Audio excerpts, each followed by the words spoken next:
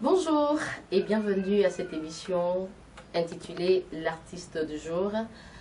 Je suis Bertie Mouélé Talamanti et dans ce studio nous recevons un artiste compositeur, qui évolue dans notre cité. Nous allons donc en parler avec Guy Mac qui fait donc dans la musique louange, dans la musique religieuse, dans la louange. Guy Mac, bonjour. Bonjour. Alors, merci d'avoir accepté notre rendez-vous, dans le cadre de l'émission L'artiste du jour. Comment vous sentez-vous dans ce studio? Très bien. Alors, c'est un premier rendez-vous, un numéro 1 que nous ouvrons avec vous comme artiste local. Alors, vous êtes venu dans ce studio nous parler de ce que vous faites exactement dans la musique. De prime abord, nous allons vous demander d'abord de nous parler de vous. Qui est exactement Guy Mac? Guy Mac, je suis, comme vous l'avez dit, je suis un artiste, auteur, compositeur, mais je fais dans la musique religieuse. Voilà. Alors, depuis combien de temps vous faites de la musique et qu'est-ce qui vous a également attiré dans ce milieu?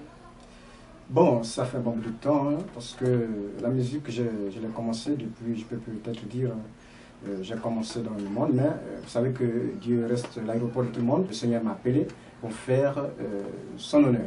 Donc je chante pour la gloire de Dieu. Vous chantez pour la gloire de Dieu aujourd'hui. Alors comment vous sentez-vous dans la musique? Vraiment, je me sens très bien parce que c'est pour la gloire de Dieu que je suis en train de faire la musique. Ici, nous allons nous intéresser également à ce que vous faites, vu qu'on a commencé dans cet interrogatoire. Vous avez, c'est pas aujourd'hui que vous faites de la musique. On voit bien que vous avez eu un album déjà. Alors, cet album est intitulé Tu m'as sauvé la vie. Et aujourd'hui, vous revenez dans les bacs, dans le studio, avec un autre album, un nouvel album, intitulé Enlèvement. Vous avez eu un premier album intitulé Tu m'as sauvé la vie. Alors, à ce jour, quelles ont été les difficultés que vous avez rencontrées tout au long de la mise en place de cet album? Bon, mais les difficultés, ça ne manque pas. Vous savez, quand vous voulez faire quelque chose pour le Seigneur, le gap c'est là toujours, mais nous sommes plus que vainqueurs. Voilà, il y a eu beaucoup de difficultés, ce soit un peu difficile, mais nous comptons sur la grâce de Dieu et nous sommes plus que vainqueurs. Mais la finalité, c'est que on porte toujours la parole. Donc l'album Tu m'as sauvé la vie, c'était le tout premier, et je l'ai fait sortir en 2010. C'était sur le thème. En 2010, à ce jour, on va compter plusieurs années déjà de silence. On va dire silence radio. Alors aujourd'hui, vous revenez. Qu'est-ce qu'il y a également parce qu'on a entendu quand même, il faut le dire, Guy Mac, beaucoup de spéculations sur le fait que vous ayez eu un arrêt spontané de votre premier album. Et voilà, aujourd'hui, vous revenez. Nombreux ont spéculé en disant que c'était dû certainement à certains rituels qui n'étaient plus possibles dans votre vie. De quoi il en est exactement? Bon, vous savez, quand vous faites ce genre de travail, il faut vous attendre à ça. Donc, déjà, je fais un travail de Dieu, c'est la musique de Dieu. Alors, nous devons nous attendre à Dieu. Donc, ça veut dire que nous suivons la colonne de fait. Alors, pourquoi quand nous retenons dans la Bible, nous voyons que quand le peuple d'Israël, Moïse conduisait le peuple d'Israël, tant que la colonne de feu n'avançait pas, il ne pouvait pas avancer. Donc, ce qui fait que, c'est vrai, depuis 2010, il y a eu un petit silence. Les gens critiquaient, les gens disent ce qu'il fallait dire. C'est tout à fait normal, il faut les laisser faire parce que c'est ce qui fait avancer l'artiste. Bon, mais dans tout cela, en temps normal, c'est vrai que moi-même j'ai entendu que tantôt Guy Mac n'a plus d'inspiration, Guy Mac n'a plus quelqu'un à donner, mais loin de là. Nous attendons tous l'inspiration qui revient de Dieu. Donc ça dépend de ce que le Seigneur veut. Si le Seigneur veut que ça soit en 10 ans, ça dépendra de lui-même. Si c'est 20 ans, ça dépendra de lui-même. Mais loin de tout ce que les gens ont pensé. Que le Seigneur parle même ces gens-là parce que, sincèrement, c'est loin de là. Alors, vous revenez avec un nouvel album, L'Enlèvement. C'est d'ailleurs le titre phare de cet album. Pourquoi avoir choisi L'Enlèvement? L'enlèvement, c'est une promesse. Nous ne pouvons pas faire quelque chose sans la promesse. Vous vous imaginez, j'ai toujours pris l'exemple comme quelqu'un qui va au travail. Il va chaque matin, il part au bureau, il travaille et à la fin, il n'a pas de salaire. Vous voyez qu'est-ce que ça peut faire? Ça veut dire qu'il y a quelque chose qui ne va pas dans la tête. Donc c'est comme les chrétiens. Vous ne pouvez pas aller à l'église sans avoir une promesse derrière. Pourquoi nous chantons? Pourquoi nous prêchons? Il faut une promesse. Alors, la promesse que le Seigneur nous a donnée, c'est l'enlèvement. Pourquoi j'ai intitulé le titre L'Enlèvement? Parce que, vous allez même peut-être, quand vous allez écouter cela, vous allez écouter, il y a une partie là où je dis que c'est une grâce. Donc, la grâce est là, mais il faut une personne pour recevoir cette grâce-là. Donc, pour recevoir cette grâce, il faut obéir aux lois de l'Éternel. Après tout ce qu'on est en train de faire, prier, chanter, adorer, aller à l'église nuit et jour, on a laissé les choses dans le monde, parce qu'on a une promesse, et notre promesse c'est l'enlèvement. Donc si peut-être les gens qui veulent peut-être mieux comprendre peuvent aller consulter les Écritures, dans 1 Thessaloniciens 4, verset 16, je crois qu'ils peuvent consulter les Écritures, ils verront que non, le Seigneur parle de l'enlèvement. Il dit non, en un clin d'œil, nous serons enlevés pour aller de l'autre côté là-bas, et de l'autre côté, nous serons tous dans la joie, il n'y aura plus d'angoisse, il n'y aura plus de problèmes, il n'y aura plus de soucis. Mais or, ici sur la terre, on a des soucis, on a des problèmes, beaucoup de choses. Voilà pourquoi j'ai intitulé cet album L'Enlèvement, pour dire aux chrétiens que on a une promesse très importante, très capitale. Donc on ne part pas à l'église, on va en temps normal, parce qu'on a une promesse, on doit s'accrocher à cette promesse. Ça c'est pour le premier titre, et d'ailleurs un titre phare, et également Mon parent rédempteur. Oui, bon, mais je crois que les gens m'ont posé la question, beaucoup de questions sur mon parent rédempteur, ce Dieu dans la chair. Et les gens se sont dit, mais comment Dieu peut être dans la chair? Dieu dans la chair, crucifié à la croix. Comment un Dieu peut se faire crucifier à la croix? Le parent rédempteur, c'est quelqu'un qui vient racheter ce qui a été perdu. Donc, Jésus est venu à la croix, c'est pour nous racheter. Donc, parfois, les gens ont du mal à comprendre quand on dit que non, Jésus c'est Dieu. Ils ont du mal à comprendre, c'est tout à fait normal, mais c'est la divinité. Pour mieux comprendre ça, il faut comprendre la divinité. Allez dans Ésaïe 9, je crois, Ésaïe 9, verset 5, il parle de cela, que un fils nous est né, un enfant nous est né, et on l'appellera admirable, conseiller, Dieu tout-puissant. Dieu avec un grand Dieu. Qui était né ce jour-là? C'est Elohim, Jésus-Christ. Donc c'est un parent rédempteur. Et il est venu à la croix pour que je sois sauvé et tu sois aussi sauvé. Voilà pourquoi on l'appelle parent rédempteur. C'est Dieu lui-même dans la chair. Jésus, c'est Dieu. Voilà pourquoi j'ai intitulé le titre Mon parent rédempteur, parce qu'il est venu me racheter, Dieu lui-même. Il n'a pas envoyé quelqu'un. Il a dit, moi-même je vais aller me faire crucifier pour que moi, Guimac, je sois sauvé et la Talamenti en même temps soit sauvé, tout le monde puisse être sauvé. Voilà la signification de mon parent rédempteur. Alors, donc là, vous parlez du deuxième titre, et là, un peu plus loin, au troisième titre, notre position. De quelle position s'agit-il exactement? Oui, mais vous savez, il y a beaucoup de positions, mais le titre de notre position, c'est pour fortifier le chrétien. Parce que les chrétiens sont aujourd'hui ballottés, d'autres vivent à gauche, à droite, parce qu'ils ne connaissent pas leur position. Un chrétien doit connaître sa position. La position d'un chrétien à ce temps de la fin, c'est quoi? Dieu, en temps normal, ne voulait pas que les chrétiens puissent vivre comme nous vivons aujourd'hui. La tête courbée, nous ne savons plus parfois quoi faire. Devant un démon, un chrétien se panique. Alors que la position d'un chrétien, ce n'était pas ça. Donc, quand nous retournons dans le jardin d'Éden, vous allez constater que la position que Dieu avait accordée à l'homme, ce n'était pas de gratter la terre. C'est la désobéissance qui a fait que nous puissions gratter la terre. Mais à ce temps de la fin, Dieu nous ramène à cette position. Quand Dieu a créé l'homme et la femme, c'était pour dominer toutes ces choses. C'était la vraie position des chrétiens. Mais à ces temps de la fin, j'ai donné ce titre, c'est tout simplement pour encourager le peuple de Dieu, les enfants de Dieu, que notre position est très élevée, qu'ils ne puissent pas marcher la tête courbée. Et en quatrième titre, prendre la décision. Dans toutes choses, il faut une décision. Même pour manger, il faut une décision. Si tu n'as pas la décision de préparer la nourriture, tu ne peux pas manger.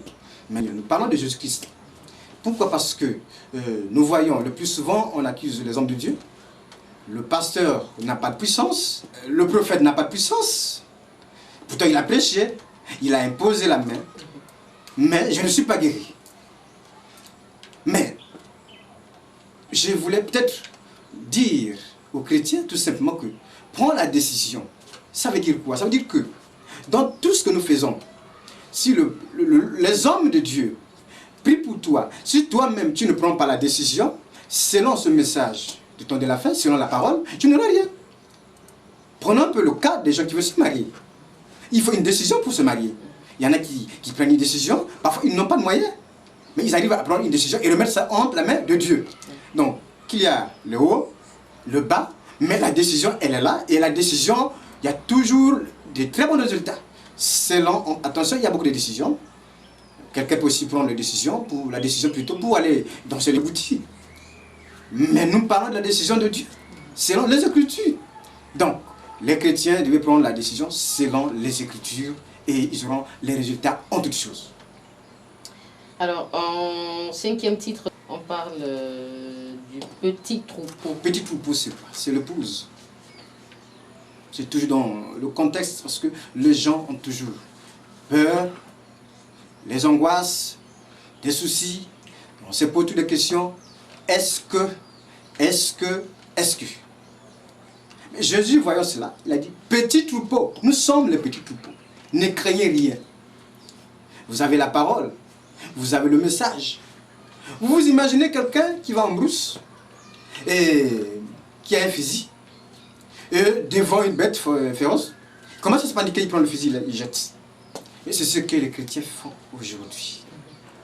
Or, les chrétiens ne doivent pas se comporter de cette manière. Parce que Jésus dit, petit troupeau, ne craignez rien. Parce qu'il est avec nous. On a la parole, n'est-ce pas? On a le message. Il est en nous. Celui qui est en nous est plus grand que le monde, la mort, les afflictions, les maladies. Voilà. Mais le plus souvent, quand quelqu'un a un petit palu, qu'on appelle démon bien sûr, il commence à avoir des mauvaises pensées. Mais Jésus nous dit, ne craignez rien, car celui qui est en vous est plus grand que le monde et la mort. Donc, en temps normal, c'est pour dire aux enfants de Dieu que j'ai donné ce titre, pour dire aux enfants de Dieu que ne craignez rien. Parce que Dieu aime tout le monde. Jusqu'au païen, il aime tout le monde. Voilà, donc, à chaque fois qu'il y a une situation, normalement, en temps normal, on ne devait pas se perdre de vue, on ne devait pas se déconnecter, on devait tourner le regard vers le Seigneur Jésus-Christ parce qu'il nous a demandé de ne rien craindre. C'est tout juste pour fortifier toujours le peuple de Dieu. Nous fortifions le peuple de Dieu, effectivement, et on poursuit avec le titre qui suit, Saint-Esprit. Saint-Esprit de Dieu, sans le Saint-Esprit, nous sommes bien. Le Saint-Esprit, c'est presque le moteur, le guide. Quand il est parti au ciel, il a dit, je vous enverrai le consolateur, qui est le Saint-Esprit. Il dit, je ne vous laisserai jamais orphelin, mais je vous enverrai le consolateur, qui est le Saint-Esprit, l'Esprit de Dieu, l'Esprit de peur, l'Esprit d'amour. Alors aujourd'hui, il arrive parfois, nous posons des actes qui n'est pas appropriés parce que l'Esprit de Dieu n'est pas. Donc un homme sans le Saint-Esprit, c'est un homme animal. Voilà pourquoi vous remarquez que les animaux en brousse ne savent pas faire la différence entre l'enfant, ou maman, ou papa, et voilà. C'est un petit mélo tout simplement parce qu'ils n'ont pas l'Esprit de Dieu. Donc l'Esprit de Dieu, c'est le Saint-Esprit. Donc le chrétien a le droit obligatoire d'avoir le Saint-Esprit. Donc on doit tous chercher le Saint-Esprit. Voilà pourquoi j'ai intitulé le titre Saint-Esprit, pour dire aux chrétiens que c'est très important. Parce que quand nous retournons même de l'autre côté, vous allez remarquer que Pierre, qui a marché avec Jésus-Christ, il a mangé, ils ont fait les choses ensemble. Mais ce jour-là, il a régné Jésus. Vous voyez? Mais quand le Saint-Esprit est descendu ce jour-là, pendant la Pentecôte, Pierre n'était plus la même personne. Voilà, il pouvait se tenir devant la foule et parler, prêcher, et les aveugles pouvaient voir, et les boiteux pouvaient marcher, parce qu'il y avait la présence de Dieu qui était le Saint-Esprit. J'ai mis le titre du Saint-Esprit, c'est pour demander au peuple de Dieu d'avoir le Saint-Esprit, et réclamer de temps en temps le Saint-Esprit. Ce jour-là au calvaire.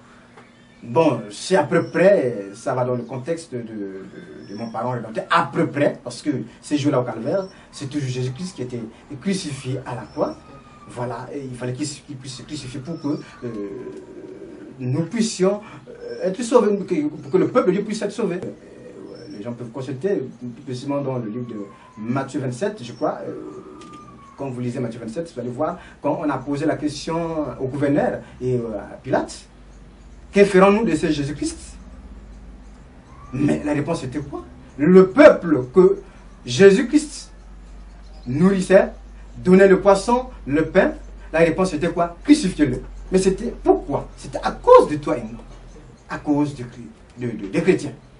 C'est ce qui a fait que Jésus puisse aller à la croix, au calvaire, pour que tu sois sauvé, pour que je sois aussi sauvé. Et le tout dernier titre, un titre d'ailleurs qui a fait danser plus d'un, qu'on peut d'ailleurs écouter à ce jour sur les antennes de Radio 7, Radio Gabon Vulolo. Alors le titre, c'est Soi-même ou Teba. Un titre tant apprécié d'ailleurs des auditeurs. C'est Soi-même ou Teba, c'est Onzebi, vous savez, on essaie un peu de chanter dans tous les langues parce que tout le monde ne comprend pas français.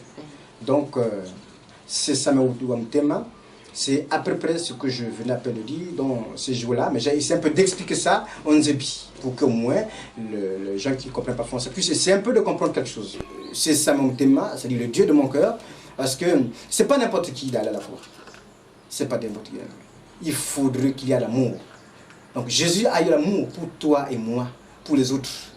Et voilà pourquoi quand je chante ce cantique, je chante sans hésiter, parce que c'est le Dieu de mon cœur. Aujourd'hui, ce que je suis aujourd'hui là, c'est Jésus. Sans Jésus, je devais être quelque chose, peut-être un clochard quelque part. Pourquoi pas ne pas mourir? Voilà pourquoi j'ai dit le Dieu de mon cœur. Jésus-Christ, il est le Dieu de mon cœur. Alors, nous venons donc de faire le contour de tous les titres qui composent ce nouvel album. L'album intitulé L'Enlèvement. Et mesdames et messieurs, nous vous rappelons que nous sommes avec Guy Mac, un artiste gospel qui fait donc dans la louange, dans la musique religieuse. Il évolue dans notre pays et il est donc à son deuxième album, un album qu'il vient nous présenter dans ce studio, et avec lui on en parle. Et peut-être revenir un tout petit peu, Guy Mac, avec vous, pour nous intéresser également à cette situation de concert. Et si on vous invitait à aller quelque part prester pour un concert en playback par exemple, que serait votre attitude?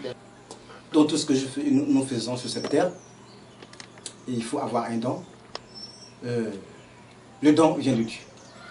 Et quand tu as un don, c'est pour le peuple de Dieu. Donc je crois que si Dieu m'inspire à chanter ces cantiques, c'est pour bénir le peuple de Dieu. Je suis prêt à le faire. Ça veut dire que s'il y a des invitations, je suis prêt à le faire pour aller bénir le peuple de Dieu. S'il y a des concerts, je suis prêt à aller faire des concerts. S'il y a des conventions, je suis prêt à aller animer les conventions. L'objectif, c'est pour bénir le peuple de Dieu dans le monde entier. Voilà, donc je ne peux pas faire la musique pour garder dans ma chambre, non, pas du tout. La musique, c'est pour bénir le peuple de Dieu. Donc, en un mot, nous sommes prêts. Si Dieu le veut, bien sûr, ça dépend de Dieu. Mais, quant à nous-mêmes, nous savons que le don de Dieu, c'est pour le peuple de Dieu. Et comment faire pour se procurer du CD? Bon, mais le CD, c'est dans tous les lieux là où on achète les CD. Dans la province? Dans le pays, dans le monde entier. Dans le monde entier. Dans le monde entier. D'accord. Votre mot de fin? Le mot de fin, c'est... Sans oublier votre contact également. Effectivement, si quelqu'un veut me joindre, c'est au 062 39 17 66. 062 39 17 66. Je reprends, 062 39 17 66. Alors, le mot de fin, c'est de dire merci à tous qui m'ont soutenu. Plus précisément au pasteur Bienvenu au Nuga, qui a été patient vis-à-vis de ce que nous faisons comme œuvre. Voilà, vous savez, c'est pas facile. Beaucoup des hommes de Dieu ont retardé les dons. Parce que le don, on ne peut pas annuler le don de Dieu, mais on peut retarder les dons. Donc, vous constaterez que même dans les églises, il y a eu les hommes de Dieu, les bishops, qui ont retardé les dons de Dieu. Voilà. Mais trouver un homme qui t'encourage d'avancer avec le Seigneur, vous savez, c'est pas facile. Donc, je remercie le pasteur Bienvenu. Je remercie aussi l'équipe technique, que Dieu puisse la bénir. Alors, nous vous rappelons le numéro pour entrer en contact avec votre artiste, compositeur Guy Mac. Il répond donc au 062 39 17 66. Le 062 39 17 66 pour entrer en contact avec Guy Mac pour vos éventuels concerts, également pour toute manifestation de cérémonie, playback. Vous pouvez donc composer ce numéro facile pour vous aider à rentrer en contact avec cet artiste local, un artiste national, un artiste international également, qui fait donc dans la musique gospel. Merci à tous et à chacun et surtout merci de nous retrouver dans le cadre de cette rubrique l'artiste du jour.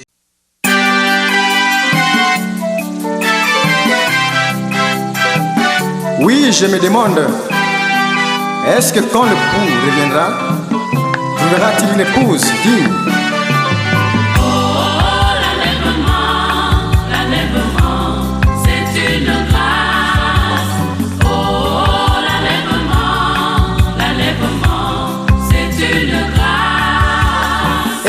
Était enlevé sans passer par la mort. Il était enlevé sans passer par la mort. Dieu nous a promis l'enlèvement au temps du soir. Oui, l'enlèvement, c'est une grâce. L'enlèvement